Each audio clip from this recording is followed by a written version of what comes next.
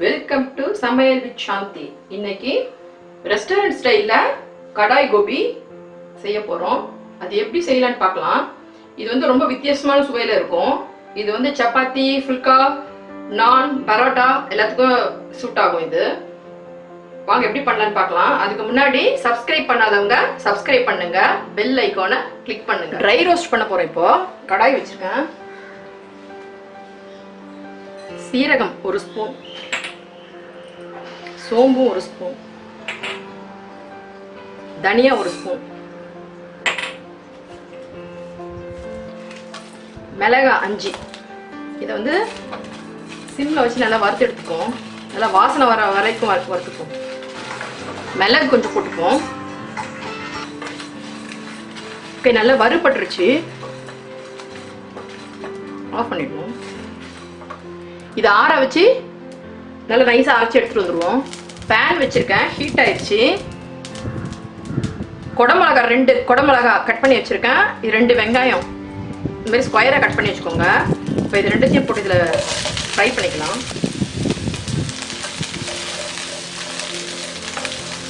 ஒரு 2லேருந்து 3 நிமிஷம் வதங்கினா போதும், ரொம்ப வேக விட்டுறக்கூடாது. ஓகே, இந்த அளவுக்கு வதங்கினா போதும். கொஞ்சம் அந்த குடமிளகாவோட கலர் மாறக்கூடாது. இதை வந்து ஒரு பிளேட்ல மாத்திப்போம்.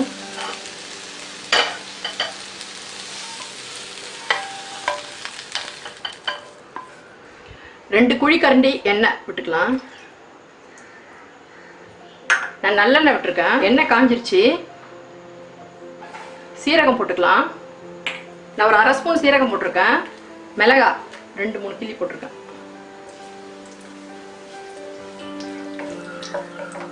இது பொரிஞ்சதும் நான் வந்து பெரிய வெங்காயம் 3 கட் பண்ணியிருக்கேன் பொடியா. இதை போட்டுப்போம். இது நல்லா கோல்டன் கலர்ல ஃப்ரை ஆகணும். கொஞ்சம் ப்ரௌன் கலராக வந்துருச்சு. இந்த ஸ்டேஜில் 1 ஸ்பூன், நல்ல பெரிய ஸ்பூன்ல இஞ்சி பூண்டு விழுது போட்டுக்கலாம். இந்த பச்சை ஸ்மெல் போகட்டும். ஓகே, நல்ல இந்த இஞ்சி பூண்டு பச்சை வாசனைலாம் போயிடுச்சு நல்லா.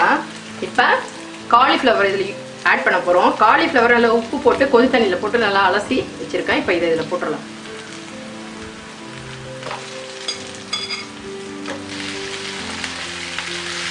இதை நல்லா வதக்கி விடுவோம். இந்த ஸ்டேஜில் மிளகாவும் தனியாகவும் நான் ஒன்றா அரைச்சி வச்சதுனால ஒரு 2.5 ஸ்பூன் போடுறேன் நான் மிளகாத்தூள். மஞ்சப்பொடி ஒரு 1/2 ஸ்பூன் போட்டிருக்கேன். நீங்கள் தனித்தனியாக வச்சுருந்தாக்கா மிளகா 1 ஸ்பூனும் தனியாக 1.5 ஸ்பூனும் போடுங்க போதும். இந்த ஸ்டேஜில் கொஞ்சம் சால்ட்டு போட்டுக்கோங்க. பத்தலைன்னா அப்புறம் போட்டுக்கலாம். இது நல்லா பரட்டி விட்டுப்போம். மசாலாலாம் நல்லா பரட்டி விட்டாச்சு.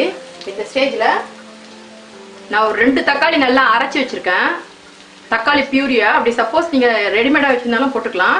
இப்போ நான் இதில் விட்டுறேன்.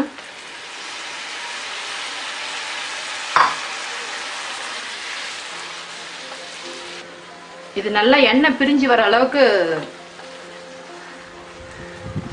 வதக்கிப்போம்.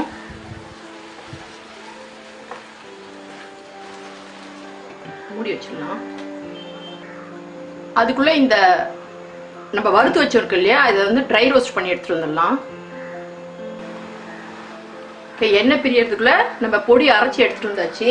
10லேருந்து ஒரு 15 முந்திரி எடுத்து நல்லா இது மாதிரி பேஸ்டா அரைச்சி எடுத்துட்டு வந்துருங்க.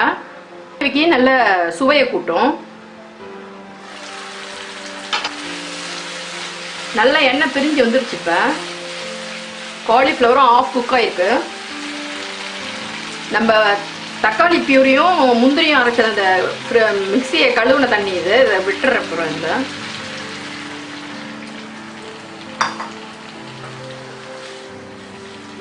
இது நல்லா கொதிக்கட்டும்.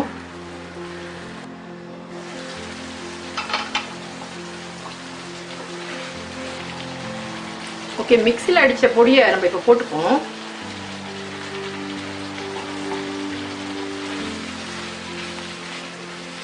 காலிஃப்ளவர் வந்து ரொம்ப வெந்துடக்கூடாது, உடையாத அளவுக்கு வேக. இந்த ஸ்டேஜில் கரம் மசாலாயும் போட்டுடலாம்.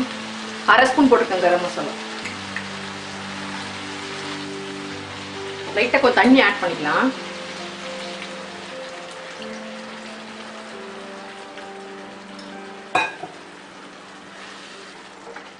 ஒரு 5 நிமிஷம் குக் ஆகட்டும். எல்லாம் சேர்ந்து எண்ணெய் பிரிஞ்சு வருது. இந்த ஸ்டேஜில் முந்திரி அரைச்சி வச்சிருக்கோம் இல்லையா, அதை விட்டுடலாம்.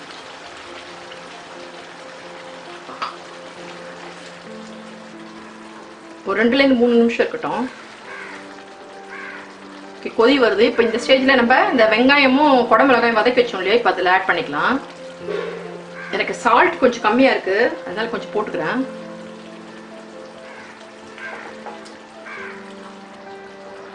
ஒரு கொதி வரட்டும். ஓகே, கிரேவி ரெடி ஆயிடுச்சு. இப்போ கசூரி மேத்தி போட்டுக்கலாம். இதை நல்லா க்ரஷ் பண்ண மாதிரி போடுங்க. டேஸ்டியான கடாய் கோபி ரெடி. இந்த வீடியோ உங்களுக்கு பிடிச்சிருந்தா லைக் பண்ணுங்க, ஷேர் பண்ணுங்க. இந்த டிஷ் செஞ்சு பார்த்துட்டு எப்படி வந்திருக்குன்னு கமெண்ட் பண்ணுங்க. இதே மாதிரி நிறைய ரெசிபி உங்களுக்கு வேணும்னா எங்க சேனலுக்கு சப்ஸ்கிரைப் பண்ணுங்க. மறக்காம பெல் ஐகான் கிளிக் பண்ணுங்க. மீண்டும் ஒரு புது ரெசிபியோட உங்களை சந்திக்கிறேன். நன்றி.